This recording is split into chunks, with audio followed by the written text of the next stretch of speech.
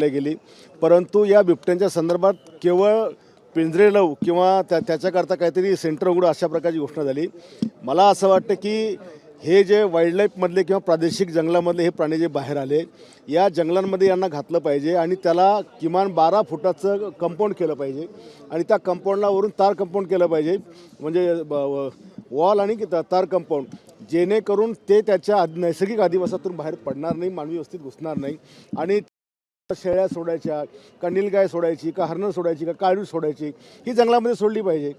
जेव्हा त्यांना जंगलामध्ये त्यांना खाद्य मिळेल तर ते मानवी वस्तीकडे पडणार नाही। योजना काल करायला म्हणजे अपेक्षित होती, परंतु या विषयावर काही चर्चा झाली नाही। सर, विना पास सध्या आमदारांसोबत येणाऱ्या पदाधिकारी कार्यकर्त्यांचा विषय चर्चेचा झालेला आहे। पहिल्या दिवशी 15 जण आले होते जे आमदार आणि मंत्री यांच्यासोबत होते।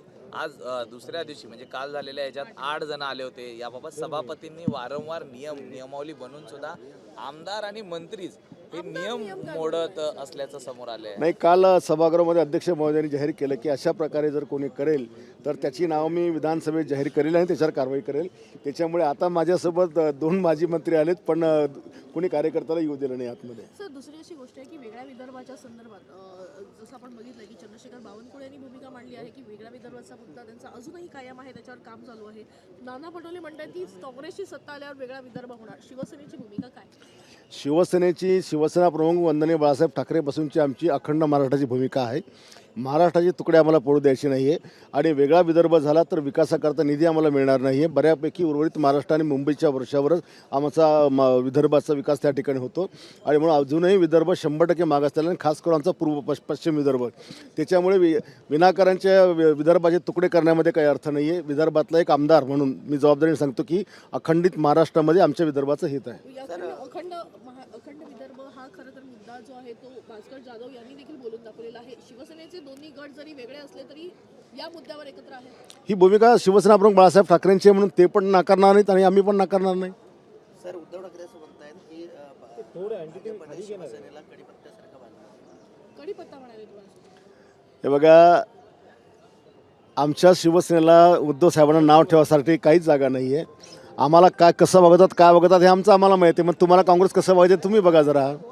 सर, अनिल परब भाडोत्री मंत्री म्हणालेले आहेत उदय सामंत। नाही, ही मस्तावेळ भाषा आहे। एका सदनामध्ये एका जबाबदार आमदारांनी अशा प्रकारे मंत्र्यांबद्दल अशा प्रकारे हे करणे, कारण एकेकाळी ते पण मंत्री होते। मग का तुम्ही मंत्रीपद होते तुम्ही पण भाडोत्री मंत्री म्हणून काम केलं का? तुम्हाला जर असं कोणी बोललं असतं तर?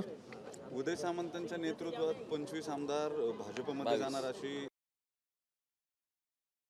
61चे 61 आमदार आम्ही एकत्र आहोत। आमचं नेतृत्व एकनाथ शिंदे साहेब करत आहेत।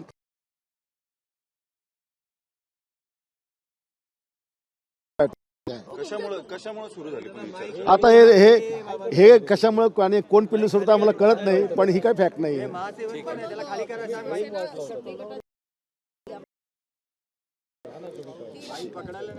शिवसेनेच्या आम्ही त्यांचे जे 20 आहेत त्यांच्यातले आम्ही तिकडे किती शिल्लक ठेवू हा एकनाथ शिंदे साहेबांच्या मागच्या अनुभवावरून तुम्हाला कळेल।